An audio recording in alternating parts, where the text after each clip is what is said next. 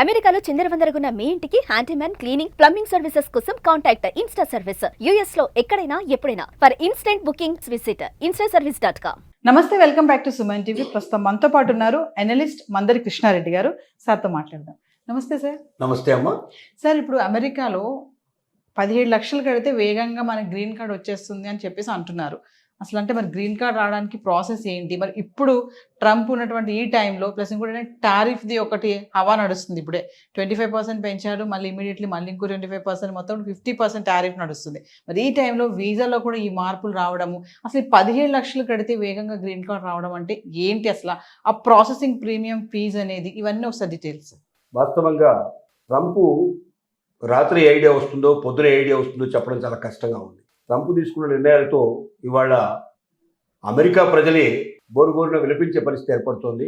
ప్రతి వస్తువు రేటు 2% నుంచి మొదలు పెడితే 10% దాకా పెరిగిపోయి అమెరికా ప్రజలు చాలా బాధపడుతున్నారు, చాలా కోపంతో కూడా ఉన్నారు.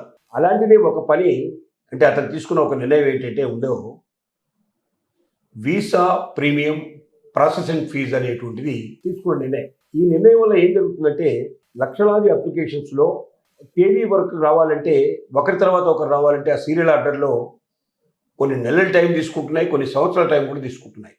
కొంతమంది 4 ఏళ్ళ నుంచి కూడా వెయిట్ చేస్తున్న వాళ్ళు ఉన్నారు. అంటే కనీసం ప్రాసెస్ అవ్వడానికి, అంటే ఇంటర్వ్యూకి పిలవడానికి. ఇలా కాకుండా ఎవరైతే $20,000 ప్రీమియం ప్రాసెసింగ్ ఫీజులు పే చేస్తారో వాళ్ళ అప్లికేషన్స్ని మిగతా వాళ్ళ అప్లికేషన్స్ నుంచి వేరు చేసి తొందరగా ప్రాసెస్ అయ్యేటట్టుగా చేస్తారు. అంటే దీని అర్థం $20,000 కడితే వీసా వచ్చినట్టు కాదు. చాలామంది భ్రమపడుతున్నారు. వీసా రావడం కాదు, వీసా ప్రాసెసింగ్ కోసం వస్తుంది. అంటే ప్రాసెసింగ్ స్థాయికి వస్తుంది. ప్రాసెసింగ్లో పాస్ అయితే, ప్రాసెసింగ్లో వాళ్ళు ఒకటి సక్సెస్ అయితే అప్పుడు వాళ్ళకు వీసా వస్తుంది. ఒకవేళ సక్సెస్ కాకపోయినా ఫెయిల్ అయినా ఈ $20,000 తిరిగి ఇవ్వరు.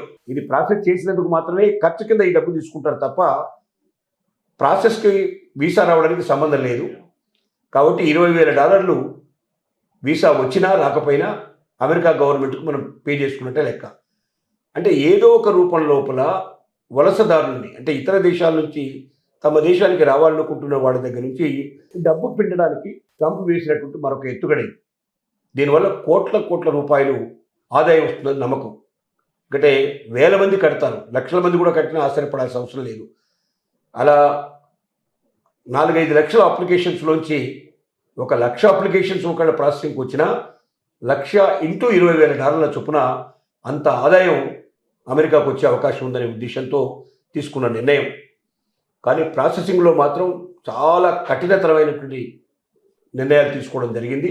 ఒక వ్యక్తి యొక్క చరిత్ర మొత్తం సోషల్ మీడియా అంతా కూడా చెక్ చేసి ఆ సోషల్ మీడియా ద్వారా ఎక్కడైనా సరే అమెరికా దేశాన్ని అవమానపరుస్తూ కానీ, అమెరికాకు స్నేహపూర్వకమైన దేశాన్ని అవమానపరుస్తూ కానీ, ఎక్కడైనా అతనిలో కొంచెం విప్లవాత్మకమైన భావాలు ఉన్నట్టు అనిపించినా, అతను రేపొద్దున అమెరికాకి ఏదైనా విద్రోహం తలపెట్టే అవకాశాలను అనిపించినా, ఏ రకమైన భావం వాళ్ళకి కనిపించినా నిర్దాక్షిణ్యంగా వీసాని వాళ్ళు రద్దు చేసే ప్రమాదం ఉంది. వీసా జోలికి వెళ్ళడానికి అవకాశం లేదు. మళ్ళీ కొంత గ్యాప్ ఇచ్చిన తర్వాత కానీ వీసాకు మళ్ళీ అప్లై చేసుకునేందుకు అవకాశం ఉంటుంది. అంటే ఈ $20,000 ప్రాసెసింగ్ ఫీజు చెల్లించే వాళ్ళు తొందరగా తమకు ప్రాసెసింగ్ పూర్తవుతుంది, తొందరగా తమ అప్లికేషను వీసా కోసం వాళ్ళు పిలుస్తారు, ఇంటర్వ్యూకి పిలుస్తారు అనే నమ్మకంతో చేసుకునే పని ఇది. ఇంటర్వ్యూలో సెలక్షన్ అనేది ఈ డబ్బుకు ఏ రకమైన సంబంధం లేదు. ఇది పొరపడబడాల్సిన, ఎవరైనా $20,000 కడితే నాకు వీసా వచ్చేస్తుందన్న ఆశతో డబ్బు కడితే ఆ డబ్బు మాత్రం తిరిగి ₹1 రాదు. వీసా రాకపోయినా ఆ డబ్బు ఇవ్వరు. కాబట్టి దాన్ని దృష్టిలో పెట్టుకొని పే చేయగలిగే కెపాసిటీ ఉన్న వాళ్ళు ఎవరైనా ఉంటే పే చేసుకుంటే మంచిది తప్ప దీనివల్ల మాత్రం అదనంగా వీసాకు మాత్రం రాదనే విషయం గ్రహించాలి ప్రతి ఒక్కరు. ఏది ఏమైనా ట్రంప్ చేసే మార్పుల్లో ఇదొక మార్పు. కొత్త మార్పులకు శ్రీకారం చుడుతున్నాడు. వలసదారులతో ఆటాడుకునే ప్రయత్నం చేస్తున్నాడు. దీనివల్ల లక్షలాది మంది, కోట్లాది మంది చాలా బాధపడుతున్నారు. ట్రంప్ వచ్చినప్పటి నుంచి ఇప్పటిదాకా అసలు అమెరికాలో మరి ఎన్ఆర్ఐలు ఉండాలా అక్కర్లేదా అనేది తెలియకుండా ఉంది. చాలామంది 50% వెళ్ళే వాళ్ళు ఇప్పటికే వాళ్ళు ఆగిపోయారు. ఇంకా భవిష్యత్తు అక్కడి నుంచి వచ్చేవాళ్ళ సంఖ్య కూడా చాలా రోజులకు పెరిగిపోతూ ఉంది. మరి ఈ పరిస్థితుల్లో అమెరికాకు వెళ్ళి ఎవరైతే వెళ్ళదలుచుకున్నారో అమెరికాకి, వాళ్ళందరూ కూడా స్వతంత్రంగా తమ చదువుకోగలిగే పరిస్థితులు ఉన్నవాడు మాత్రమే వెళ్ళాలి. అక్కడ ఉద్యోగాలు చేసి సంపాదించి నేను అక్కడ చదువుకుంటానని ఆశపడేవాళ్ళు మాత్రం అమెరికా వైపు వెళ్ళారు అంటే వాళ్ళు అరెస్ట్ అయ్యే ప్రమాదం ఉంది. ఎందుకంటే యూనివర్సిటీ జాబ్స్ తప్ప బయట జాబ్ చేయడానికి వీలు లేదు. యూనివర్సిటీలో కొద్దిమందికే జాబ్ దొరుకుతాయి తప్ప మిగతా వాళ్ళకి దొరకవు. బయట జాబ్ చేసిన మరుక్షణమే అతన్ని ప్యాక్ చేసి వెనక్కు పంపించే అవకాశం, అతని మీద పెనాల్టీలు వేసే అవకాశం, అతని శిక్షలు వేసే అవకాశం కూడా ఉంది.